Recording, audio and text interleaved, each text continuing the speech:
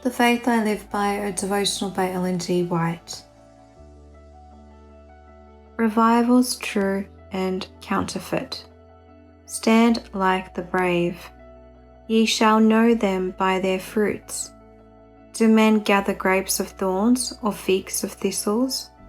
Even so, every good tree bringeth forth good fruit, but a corrupt tree bringeth forth evil fruit. Matthew 7:16-7.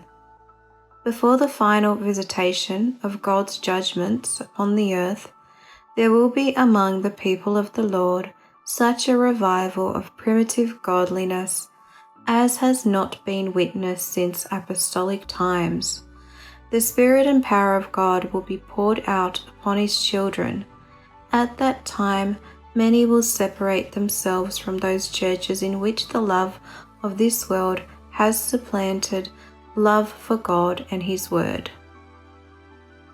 Many, both of ministers and people, will gladly accept those great truths which God has caused to be proclaimed at this time, to prepare a people for the Lord's second coming.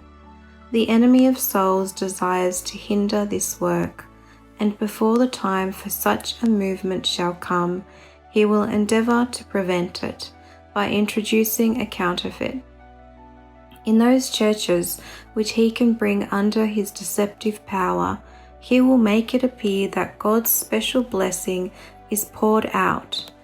There will be manifest what is thought to be great religious interest. Wherever men neglect the testimony of the Bible, turning away from those plain, soul-testing truths which require self-denial and renunciation of the world, there we may be sure that God's blessing is not bestowed. A wrong conception of the character, perpetuity, and the obligation of the divine law has led to errors in relation to conversion and sanctification, and has resulted in lowering the standard of piety in the church. Here is to be found the secret of the lack of the Spirit and power of God in the revivals of our time. It is only as the law of God is restored to its rightful position that there can be a revival of primitive faith and godliness among His professed people. Thus saith the Lord, Stand ye in the ways, and see and ask for the old paths, where is the good way, and walk therein, and ye shall find rest for your souls.